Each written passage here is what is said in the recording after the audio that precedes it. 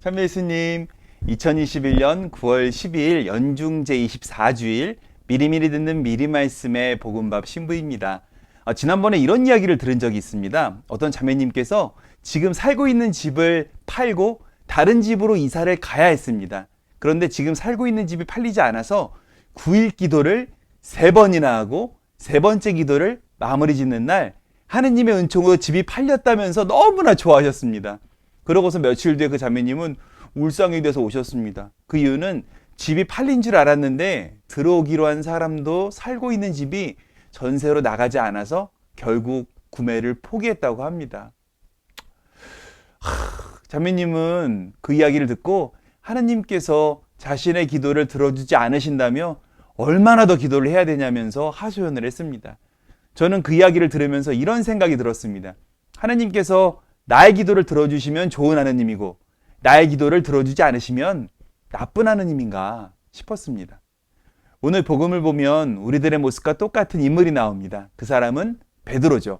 그는 예수님께서 권위 있는 말씀을 선포하시고 빵의 기적과 사람들을 치유하심으로 그런 멋있는 모습을 보여줄 때 예수님께서 그리스도임을 알았습니다. 즉 자신도 예수님 곁에 있으면 인간적인 영예도 얻을 수 있고 영광과 기쁨도 얻을 것 같았습니다. 하지만 예수님께서는 그런 베드로의 마음을 아시고 영광된 모습과는 반대된 모습, 즉 고통 겪고 죽음 당하고 사흘 만에 다시 살아날 것임을 말씀하십니다. 이 말을 듣고 베드로는 어떻게 했을까요? 예수님만 따르면 늘 좋은 일만 있을 거라 생각을 했는데 고통과 아픔과 죽음이라는 말에 눈이 가려서 사흘 만에 다시 부활하신다는 말은 기억하지 못합니다. 그리고 예수님의 말씀을 받아들일 수 없다며 따지죠. 그런 그의 모습을 본 예수님께서는 그를 향해 이렇게 호통을 치십니다. 사탄아, 내게서 물러가라. 너는 하느님의 일은 생각하지 않고 사람 일만 생각하는구나. 우리는 각자의 삶 안에서 수도 없이 많은 기도를 바칩니다. 그것이 남을 위한 때도 있지만 때때로 나의 이익을 위한 기도일 때도 있습니다. 주님, 시험에 제발 합격하게 해주십시오. 주님, 병이 낫게 해주십시오. 주님, 사업이 잘 되게 해주십시오. 그런데 이 기도가 드려질 때도 있지만 드려지지 않을 때도 있습니다. 그리고 이어서 시험이 떨어졌을 때의 고통, 병이 낫지 않아 죽음을 준비할 때의 고통, 그리고 사업이 실패해서 다가오는 고통을 겪어야 합니다. 그런데 우리가 진정으로 하느님을 만나는 순간은 기쁠 때가 아니라 고통을 겪고 있는 그 순간입니다. 그때가 저 바닥 밑에서 나에게 다가오시어 손을 뻗어 진정한 주님을 만날 수 있는 순간이라고 저는 생각합니다. 사랑하는 교회 여러분, 베드로가 주님의 호통에 겁을 먹고 포기했다면 어떻게 됐을까요? 베드로는 교회의 반석이 될 수 없었을 것입니다. 그는 주님의 호통을 듣고 사람의 일이 아닌 하느님의 일을 곰곰이 생각했기에 부활하신 주님을 만날 수 있는 영광을 얻었습니다.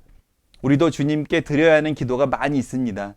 그 기도가 드려질 때도 있고 드려지지 않을 때도 있습니다. 그럴 때 기도를 들어주지 않으신다며 주님께 따지고 하소연하기보다는 주님께서 그 일들을 통해 무엇을 보여주시고자 하시는지 바라봤으면 좋겠습니다.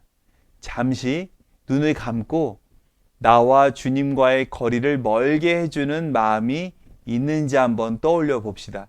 그리고 그 안에서 주님과 멀어지게 만드는 마음을 보셨다면 그 마음을 향해 예수님과 같이 그 마음 안에 호통을 치셨으면 좋겠습니다. 저의 말을 한번 따라해 주십시오. 사탄아, 내게서 물러가라. 너는 하느님의 일은 생각하지 않고 사람의 일만 생각하는구나. 따라하셨나요? 이 기도를 통해 주님의 말씀을 마음에 품고 고통 안에 숨겨져 있는 보석 같은 은총을 찾는 우리가 되기를 성부와 성자와 성령의 이름으로 기도드립니다. 아멘. 참여 예수님, 구독과 좋아요, 알림 설정 부탁드려요.